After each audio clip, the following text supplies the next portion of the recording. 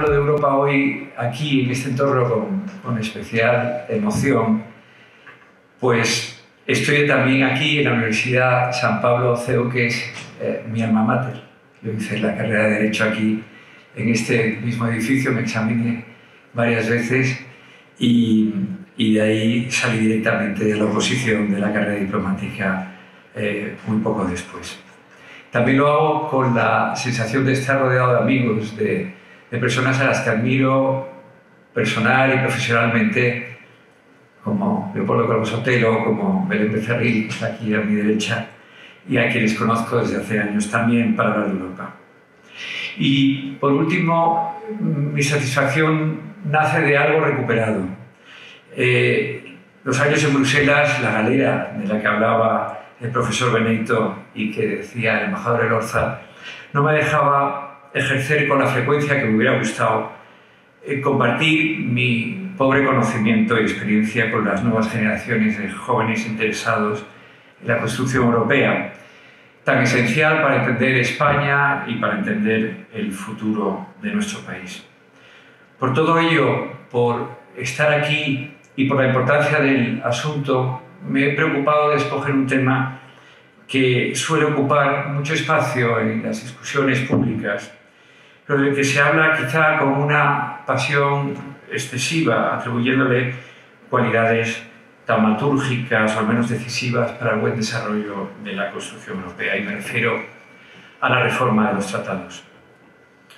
De todos los procesos que ha sufrido la Unión Europea en los últimos 30 años, ninguno más recurrente que el de lanzar una reforma de los tratados. Empecé mi carrera con Maastricht y sufrí de manera más o menos activa los avatares, bueno, sufrimos los avatares de las negociaciones de Ámsterdam, de Niza, de Lisboa, de la Carta de los Derechos Fundamentales.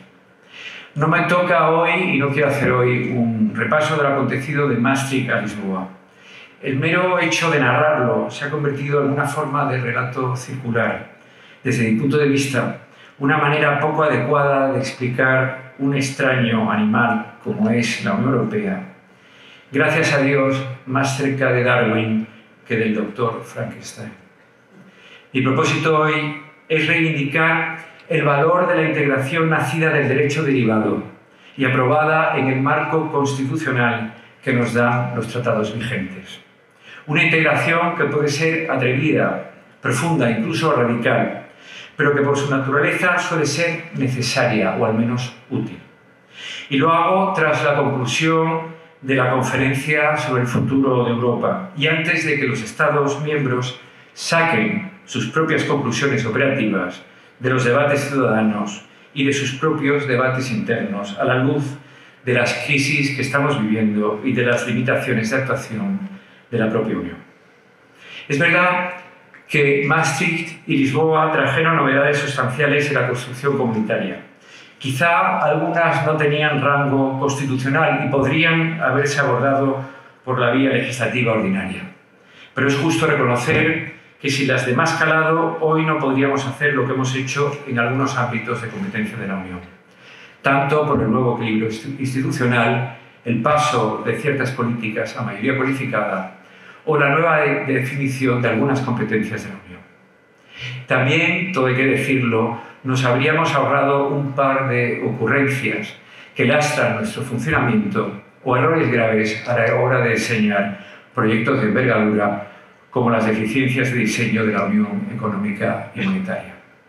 Pero desde entonces, es decir, desde Lisboa, la famosa bicicleta de Delors, que se cae cuando está parada, no ha dejado de moverse por la dinámica de los seres que tienen vida propia, pues sus creadores entendieron lo que hacía falta para mantener un ser vivo en un entorno cambiante. Este dinamismo extraordinario de la bicicleta europea, que se nota sobre todo cuando la cuesta se empina, es producto de una combinación compleja y sutil que casa mal con el modelo simple de refundación permanente que algunos reclaman.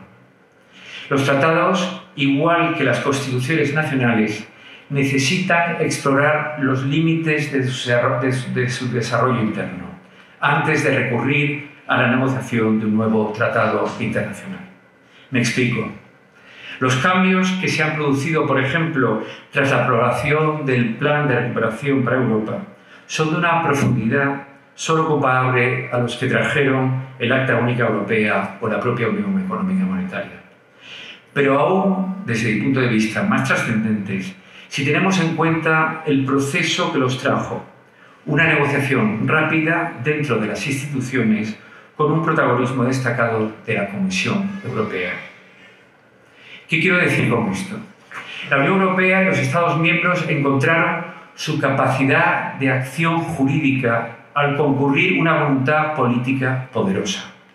Con ello, la Unión gana, si se me permite la expresión, significación ontológica, o dicho de una forma menos pedante y probablemente más correcta, autonomía y capacidad de actuación. Si la competencia soberana que tienen los Estados, es decir, a pesar de los límites del proceso de atribución competencial que está en la base de la integración, la Unión Europea fue capaz de desarrollar un mecanismo nuevo dentro de los tratados para hacer frente a una crisis sin precedentes producto de la pandemia. ¿Habría sido posible llegar a esta solución si hubiéramos tenido que reformar los tratados a través de una conferencia intergubernamental y unos referendos nacionales? Probablemente no. O sí, pero tarde, para que la respuesta fuera eficaz. Pero mi argumento principal en favor de los procesos internos no es este. Lo que me interesa, sobre todo, es centrarme en el valor intrínseco de la capacidad de integración del derecho derivado y de las decisiones no normativas de la Unión. En cierto modo, reclamar el valor del modelo de construcción federal que inspiró a Monnet. Para ello, veamos brevemente, en primer lugar, las condiciones para que los cambios tengan lugar.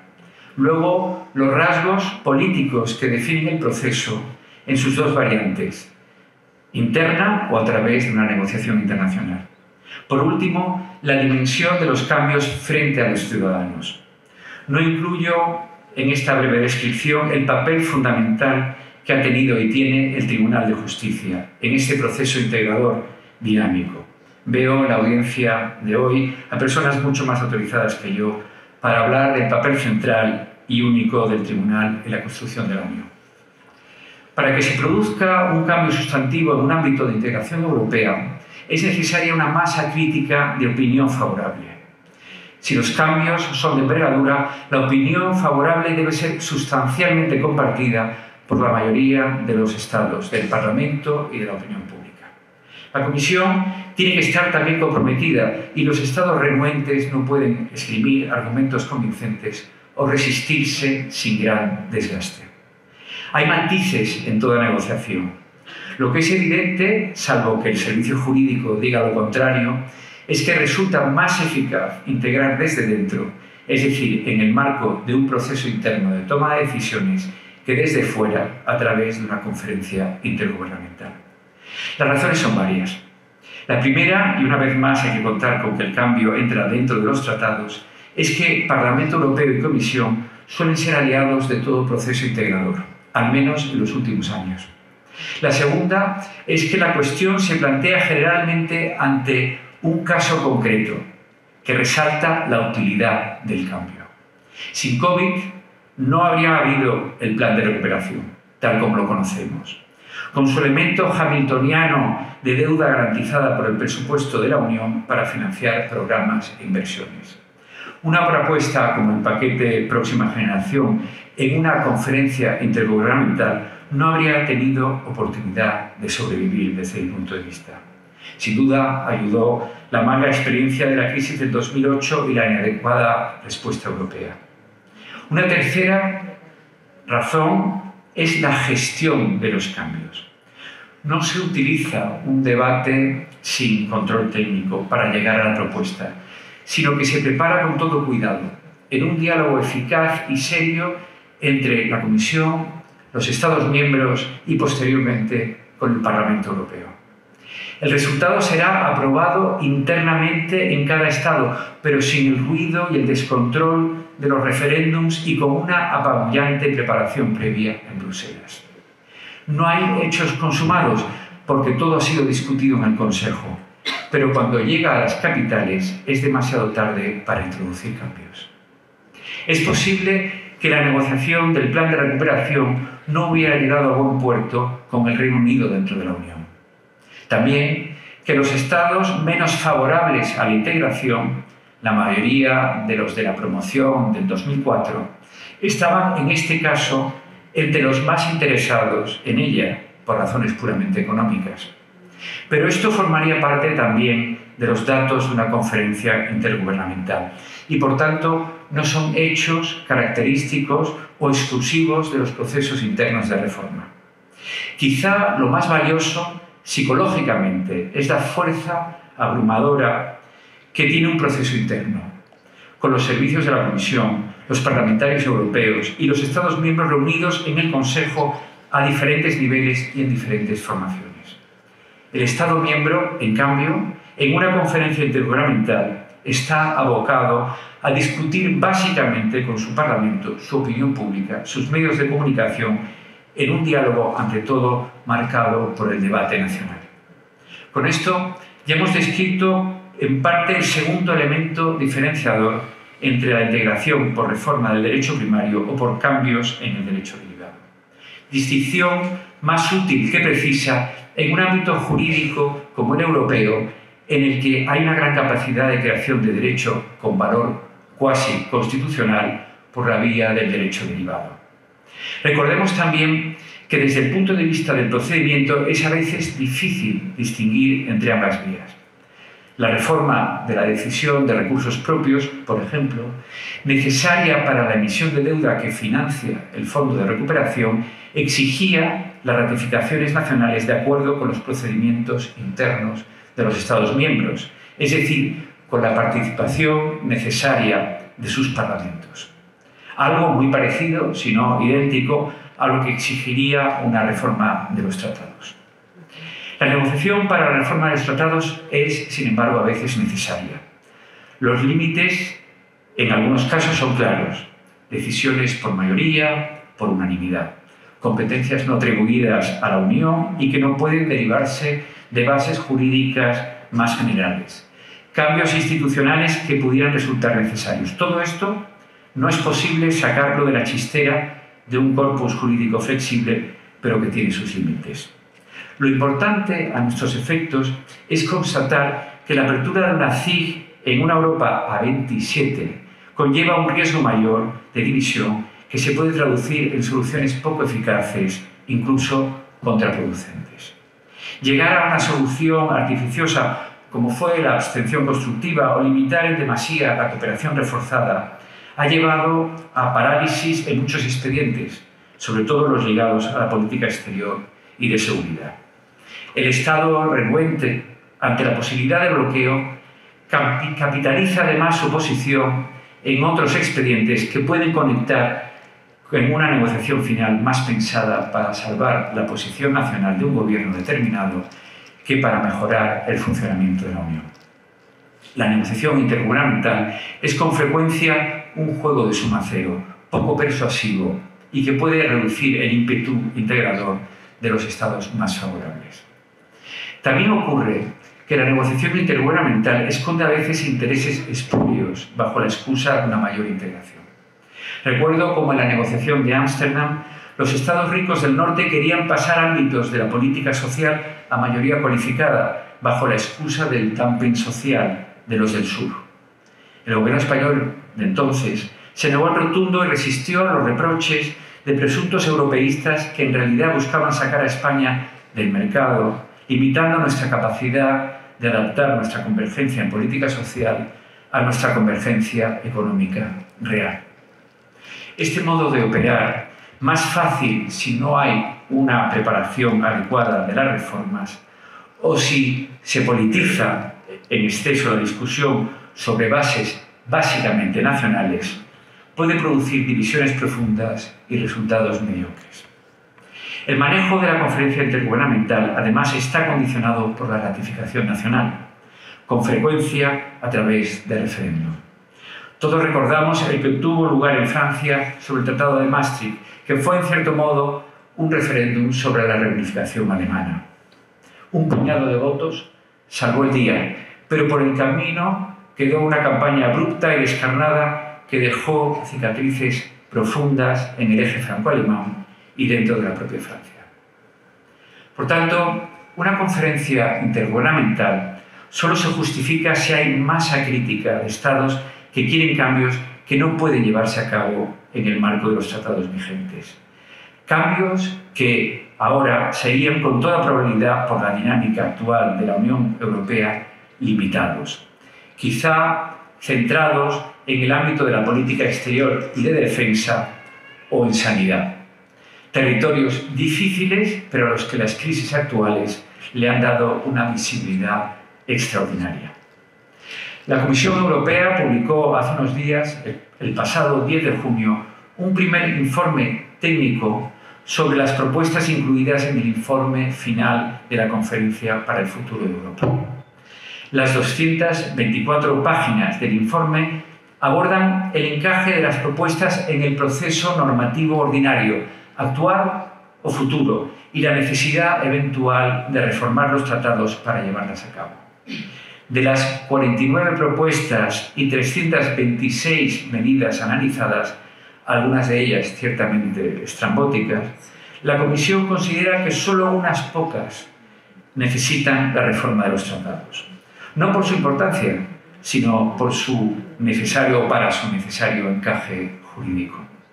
Entre ellas, algunas relevantes sobre sanidad o educación y el paso a mayoría cualificada en ámbitos no previstos por las cláusulas pasarela. Otras más controvertidas, pero relevantes, como el nombramiento de la presidencia de la Comisión por elección directa de los ciudadanos, algo que algunos promueven, o dar derecho de iniciativa legislativa al Parlamento Europeo y convertirle en la institución responsable en solitario de la aprobación del presupuesto de la Unión, cosa que evidentemente ni una conferencia intergubernamental iba a aprobar. Por último, junto a algunas propuestas muy puntuales, la Comisión despacha las propuestas de declarar el 9 de mayo como fiesta obligatoria en todos los Estados miembros o el cambio de denominación de las instituciones, por ejemplo, pasar a llamar Senado al Consejo, con una advertencia sobre la necesidad de reformar los tratados para llevarlas a cabo. En fin, tras este primer informe, la Comisión produjo una comunicación la semana pasada que agrupaba las propuestas según su vinculación al proceso legislativo, dando también a entender su preferencia por agotar el margen que ofrecen los tratados actuales, sin rechazar la convocatoria de una convención que abra la puerta a una reforma de los tratados, tal como propone el Parlamento Europeo. Este aprobó una resolución el pasado 9 de mayo solicitando al Consejo Europeo que ponga en marcha cuanto antes el proceso de reforma de los tratados. Un caso aparte es el proceso de ampliación de la Unión Europea. La integración de un nuevo Estado en la Unión es, por definición, una reforma de los tratados.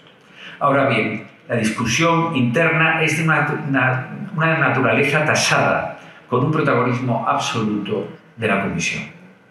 La negociación se suele bilateralizar, no solo con el candidato, sino con los Estados que por un motivo u otro son más reacios a su ingreso. Sin embargo, las negociaciones de ampliación tienen pendiente una importante corrección institucional que afectaría al voto del Consejo con la extensión de las decisiones por mayoría calificada y a la composición del colegio de comisarios, tal como estaba prevista en Lisboa. Es decir, es probable que se tenga que convocar una conferencia intergubernamental en un futuro no muy lejano. Pero insisto que solo debería hacerse tras explorar a conciencia el margen que tenemos con el marco actual. Porque las reformas que son producto de una negociación dentro del marco vigente consolidan de manera mucho más sólida el proceso europeo de integración. Acabo el catálogo de ventajas de la integración por la vía del derecho derivado con una breve reflexión sobre sus efectos en la ciudadanía.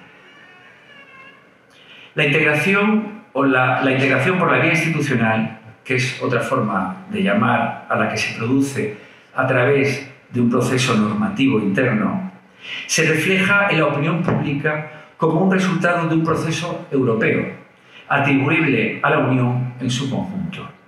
Es verdad que los acuerdos entre Berlín y París suelen tener un cierto protagonismo mediático, pero la propia gestión del proceso hace que sean las instituciones, en especial la Comisión Europea, las que lideren no solo el contenido, sino también el mensaje. Los ciudadanos perciben una Unión que funciona, que responde a las crisis, que tiene valor añadido. Esto ya en sí mismo es un rédito muy valioso, diría que esencial en un proceso histórico que necesita del apoyo continuo de la ciudadanía. A esta manera de integración le he llamado la integración circunspecta. Prudente por naturaleza, dadas las dificultades del proceso interno. Necesaria en sus objetivos, pues solo se plantea cuando hace falta, o al menos cuando una mayoría muy sustancial cree que hace falta. Seria en su ejecución, porque tiene que pasar el filtro de las instituciones y es recurrible ante el Tribunal de Justicia. Unas características que no vienen dadas únicamente por el proceso. Necesita instituciones responsables y capaces. Al igual que los Estados, la Unión Europea requiere que sus instituciones funcionen. La Comisión Europea, el Consejo y dentro de él los responsables de los Estados miembros a nivel técnico y político, el Parlamento Europeo y el Tribunal de Justicia, son la base del funcionamiento real de la Unión Europea. Son la garantía de su supervivencia. De su capacidad depende el futuro de la integración. Una vez más, al igual que los Estados, de lo que se trata para garantizar el éxito del proceso europeo es de proteger y fomentar la calidad institucional. Sin ella, ni Europa ni sus Estados miembros podrán cumplir con los objetivos para los que han sido creados. Muchas gracias.